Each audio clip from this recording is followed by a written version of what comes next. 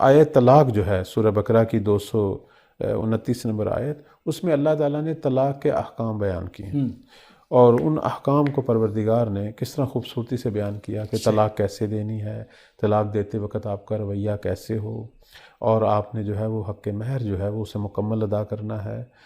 بیوی کو کس طرح رخصت کرنا ہے، کتنے ظریف انداز سے پروردگار نے سارے نکات بیان کیے۔ اور اس کے بعد اللہ نے کہا ہے یہ حدود، یہ جو ہیں حدود اللہ ہیں، یہ میری حدود ہیں، ان کو پار نہیں کرنا ہے۔ اگر اس کو پار کرو گے تو پروردگار نے فرمایا کہ جو بھی اللہ کی حد کو پار کرے گا فَأُولَٰئِكَ هُمُ الظَّالِمُونَ، وہ ظالم ہیں۔ یعنی اب آپ دیکھیں کہ جب کسی خاتون کو طلاق ہوتی ہے تو اس کے ساتھ کیا ہوتا ہے۔ صحیح۔ اور ہمارے ہاں معمولاً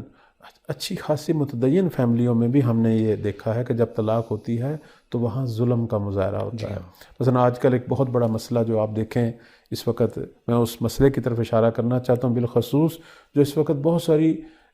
مسلمان خواتین بالخصوص ہمارے مکتب کی ان کو جو ہے وہ پیش ہے، وہ یہ ہے کہ بعض ایسے ظالم شوہر جو اپنے آپ کو شیعہ علی کہتے ہیں، بڑا ماتمی عزادار پتہ نہیں کیا کچھ کہتے ہیں، خاتون سے شادی کی ہے اور اسے اپنے گھر بھی نہیں بسا رہا اور اسے چھوڑ بھی نہیں رہا، طلاق بھی نہیں دے رہا، وہ اپنے ماں باپ کے گھر میں پڑی ہوئی ہے اور ضد میں ہے، خود آگے شادی کی ہوئی ہے، اس کو طلاق نہیں دے رہا۔ اچھا اس بیچاری نے جا کے گورنمنٹ والی جو ہے وہ طلاق لے لی، لیکن چونکہ ہمارے مکتب میں فقہی اعتبار سے وہ حکومتی طلاق کی کوئی حیثیت نہیں ہے جب تک صیغہ طلاق جو ہے وہ نہ پڑھا جائے۔ اس شوہر کو پتہ ہے کہ صیغہ طلاق جب تک نہیں پڑھا جائے گا، یا میں کسی عالم دین کو بھی عنوان وکیل اجازت نہیں دوں گا، اس وقت تک اس کی جان نہیں چھوٹے گی۔ تو عمدن جو ہے اسی حالت میں اسے رکھا ہوا ہے کہ میں نے تجھے جو ہے وہ بسانا بھی نہیں ہے اور تمہیں طلاق بھی نہیں دینی۔ اب یہ شخص جو ہے یہ مسلسل ہر لحظہ اس کے حق میں ظلم کر رہا ہے۔ لیکن یہاں پر ایک سوال یہ اٹھتا ہے، جی کیا یہاں پر مثلا لڑکی والے جو بات آپ نے نکال دیا ہے، یہ مسئلہ تھوڑا سا آپ یہیں پہ حل کر دیجیے گا کہ کیا اس میں ظلم کا ساتھ نہیں دے رہے ہیں؟ کس نے کہا کہ اگر وہ ایسا ظلم کر رہا ہے تو اس کی اجازت کی ضرورت ہے؟ آپ جو ہے وہ مسئلہ کی طرف رجوع کریں، لوگوں کو مسئلے کا نہیں پتہ۔ جی یہ پلیٹ فارم ہمارا بہترین ہے، یہاں سے مسئلہ حل ہو سکتا ہے۔ اس کا حل یہی ہے کہ اس طرح کے جو مسائل ہیں وہ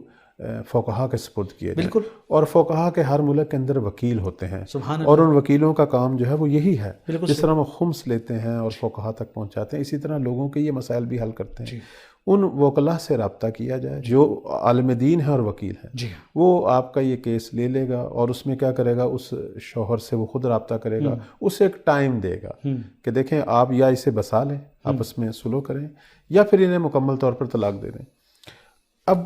اس ٹائم کے اندر اگر وہ شخص یہ کام نہیں کرے گا اور اپنی ضد پر اور ہٹ درمی پر اسی طرح اڑا رہے گا، پھر یہ فقیہ کی اجازت سے، حاکم شرع کی اجازت سے جو ہے وہ طلاق جاری کرے گا، یہاں پھر شوہر کی ضرورت بھی نہیں۔ یعنی یہ گویا پھر امام، اور امام جو ہیں وہ ان کا جو نائب ہے فقیہ، یعنی یہ پھر خدائی نظام کے تحت جو ہے خاتون کو طلاق مل جائے گی اور ایسے ظالم لوگوں سے نجات مل جائے گی۔ اب میرے کہنے کا مقصد ہے یہ ایک مثال ہے، اس طرح کی ہم انواع و اقسام کی مثالیں دیکھ رہے ہیں۔ بعض جگہ پر طلاق کی بات نہیں ہے، خواتین کو مارا پیٹا جاتا ہے، اور بعض جگہ پر برعکس ہے، خواتین جو ہیں وہ شوہروں پر حاکم بنی ہوئی ہیں اور ان کے ذریعے ظلم کروا رہی ہیں، بالکل صحیح، ان کے ذریعے قطع تلقی والا ظلم کروا رہی ہیں، گھروں کے اندر ظلم ہو رہے ہیں، مثلا اپنے شوہر کو مجبور کرتی ہیں کہ ماں باپ کا خیال نہ رکھے، وہ بوڑھے ہیں، ضعیف ہیں، بیمار ہیں، ان کو بالاخر بیٹی کی طرف سے کچھ ملنا چاہیے، کوئی مدد ہونی چاہیے، اس کو روک دیتی ہیں، یا اس کو اپنے بہن بھائیوں سے، والدین سے جدا کروا دیتی ہیں۔ تو بالاخر یعنی ظلم کی کئی شکلیں ہیں کہ جو ہمارے معاشرے میں پھیلی ہوئی ہیں، لیکن کوئی چونکہ اس موضوع پہ نہیں بول رہا، نتیجتاً وہ پھیل رہی ہیں، بڑھ رہی ہیں، اور پھر جس کے ساتھ ظلم ہوا ہوتا ہے وہ بعد میں خود ظالم بنا ہوتا ہے۔ اب یہ بھی ایک مسئلہ ہے کہ وہ کہتے ہیں چونکہ میرے ساتھ ایسا ہوتا رہا، اب میں نے بھی آگے یہی کرنا ہے۔